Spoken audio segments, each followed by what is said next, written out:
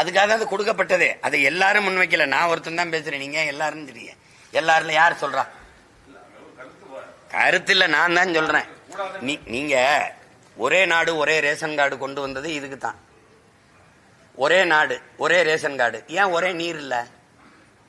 இந்த ஒரே நாடு ஒரே ரேஷன் கார்டு கொடுக்கறது தேச ஒற்றுமைக்குன்னா, ஒரே வரி, ஒரே தேர்வு, ஒரே கல்வி முறை, ஒரே தேர்தல், இதெல்லாம் கொண்டு வர நீங்க தேச ஒற்றுமைக்குன்னா, இந்த காவிரி நதிநீர் உரிமையில வாயை மூடிட்டு பேசாம இருக்கல, அது எப்படி தேச ஒற்றுமைக்கா இல்ல? எப்படி இதை கொண்டு வந்து பேசுற ரெண்டு கட்சி காங்கிரஸ் பிஜேபி, இந்த ரெண்டு பேரும் தான் மாறி மாறி கர்நாடகாவை ஆள்றான்.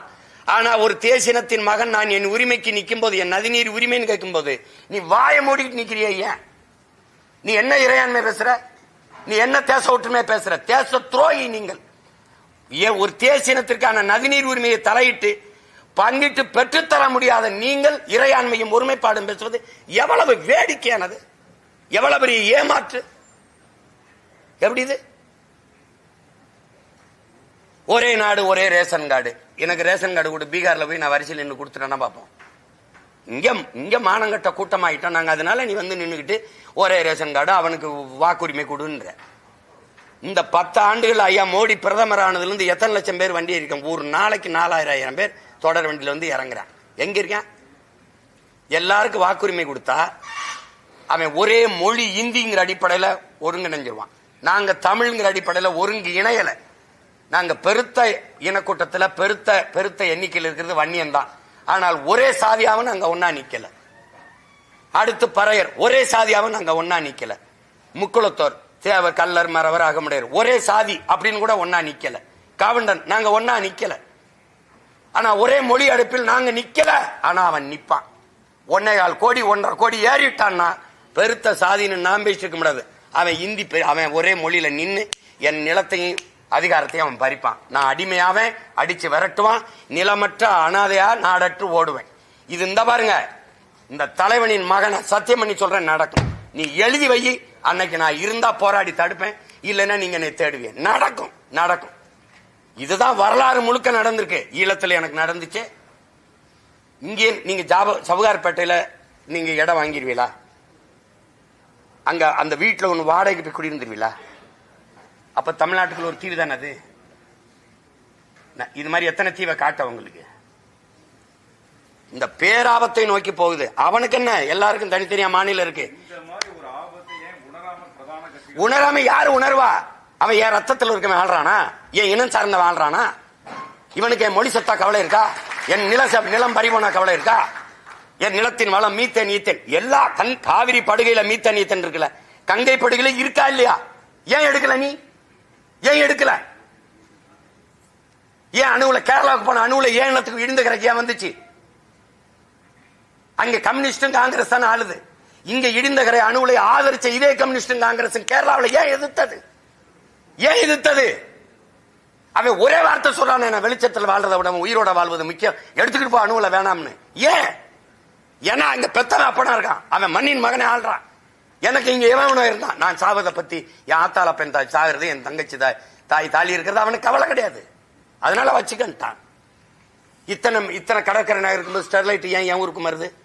தாமிர தட்டுப்பாடு, தண்ணீர் தட்டுப்பாடை பத்தி நீ பேசாத. நீ தாமிர தட்டுப்பாடை ஏன் பேசுற? அவ்வளவு முக்கியமான ஆலை தானே. ஒவ்வொரு மாநிலத்திலும் வச்சுக்க, 2-3 கூட வச்சுக்க. அப்ப நீங்க என்ன இவ்வளவு மலைகள் இருக்கும்போது என்னுடைய தேனியில மட்டும்தான் நீட்டு ஆய்வு பண்ணுவியா? இப்ப தெரியுதா நான் சொல்றதெல்லாம் புரியுதுன்னு நினைக்கிறேன். அவன் கேரளா எல்லையில கேஃப்னு போட்டு பல ஆயிரக்கணக்கான கிலோமீட்டர் ஆக்கிரமிச்சு உள்ள வந்துட்டானே, இவர் கவலைப்பட போறாங்களா? கண்ணகி கோட்டம், கண்ணகி இருந்த கோயில் இப்ப யார்கிட்ட இருக்கு? அந்த இடம் யார்கிட்ட இருக்கு? ஏன் பறி கொடுத்த? பேசுனா இனவரியன் பாசிஸ்ட். நான் கேட்கறது என் இனத்தின் உரிமையை, ஒரு தமிழ் தேசியனத்தின் இறையாண்மையை கேட்டு போராடுறேன். என்னைய பாசிஸ்ட் நீங்க சொன்னா நீதான்டா கேடுகட்ட பாசிஸ்ட். என்னை அடிமையா இரு, உரிமை இழந்து நில்லுன்னு சொல்றதுக்கு உனக்கு எவனுக்கு உரிமை இருக்கு? இத பத்தி கவலைப்படுவாரா? ஐயா ஸ்டாலின் கவலைப்படுவாரா சொல்லுங்க. இல்ல யாரு கவலைப்படுவா? கவலைப்பட்டிருந்தா எனக்கு என் இனத்துல கோவைனா எனக்கு எந்த பெருமையும் இல்லை. ஏண்டா நாட்டு விடுதலைக்கு போராடி கழுத்திருக்கி மூச்சு கசிந்து செத்தவன்டா என் பாட்டன் தீரன் சின்னமன். அவன் வேற 2000 கோடி என் காசுல கட்டின அந்த மேம்பாலத்துக்கு வீர பெரும்பாட்டன் தீரன் சின்னமலை மேம்பாலம் வைக்க முடியாதா? சிடி நாயுடுன்னு வைக்கிறீங்க, சாதியை ஒழிச்சு விட்டு. ஊவே சாமிநாத ஐயர்னு வச்சா என்ன தமிழ் தாத்தா? அவன் தமிழ் இலக்கியம் இருந்திருக்குமா சொல்லுங்க? அவன் பேர ஊவே சாமிநாதன் எழுதி வைக்கிறார். முத்துராமலிங்க தேவர், அந்த தேவரை நாங்களாம் சத்தமுறை அறவட்டத்துக்குள்ள போடுற. இத நாயுடு, நாராயணசாமி நாயுடு. இப்ப உங்க அதிகாரம் உங்க அடையாளத்தை நிறுவுது. அப்ப எங்க அடையாளத்தை மீட்டு உருவாக்கம் செய்வாது எங்க அதிகாரம் வேணும்னு நாங்க நினைப்போம்ல. எங்க அடையாளத்தை நிறுவுவதற்காவாது, அப்ப எங்கள் மொழியை மீட்பதற்காவாது. நீ சமஸ்கிருதம் எந்த இடத்துல இருக்கு? எந்த மாநிலத்தின் தாய்மொழி? எல்லா மாநிலத்திற்கும் மொழிவழி மாநிலம் பிரிச்சு இல்ல. சமஸ்கிருதத்துக்கு எந்த மாநிலம் பிரிச்சுங்க? தெலுங்குக்கு இருக்கு, கன்னடத்துக்கு இருக்கு, பீகாரிக்கு இருக்கு, குஜராத்துக்கு இருக்கு, மராட்டியனுக்கு இருக்கு, மலையாளிக்கு இருக்கு, தமிழனுக்கு இருக்கு. இருக்குல்ல சமஸ்கிருதத்துக்கு ஒரு மாநிலம் சொல்லு. இல்ல நீனே 24,800 தான் மொத்தமா பேசுறதுன்னு கணக்கு கொடுக்குறீங்க. அப்ப எதுக்கு இவ்வளவு நிதி ஒதுக்குற? சமஸ்கிருதத்தை கட்டாயமாக்குற, சமஸ்கிருதம் படிக்கணும்னு கொண்டு வர. ஏன்? செத்து போன உன் தாய்மொழியை உயிர்ப்பிக்க நீ அதிகாரத்துக்கு வந்து துடிக்கிற. செத்து கொண்டிருக்கிற என் தாய்மொழியை உயிர்ப்பிக்க நாங்க அதிகாரத்தை பிடிக்க துடிக்கிறோம். இது ரெண்டுக்கு என்ன? நீ நேஷனலிஸ்ட், நான் பாசிஸ்ட் ஆயிருவேனா? எப்படி? இந்த இடத்துல உட்கார்ந்து பாருங்க, என் வழி என்னன்னு உங்களுக்கு புரியும்.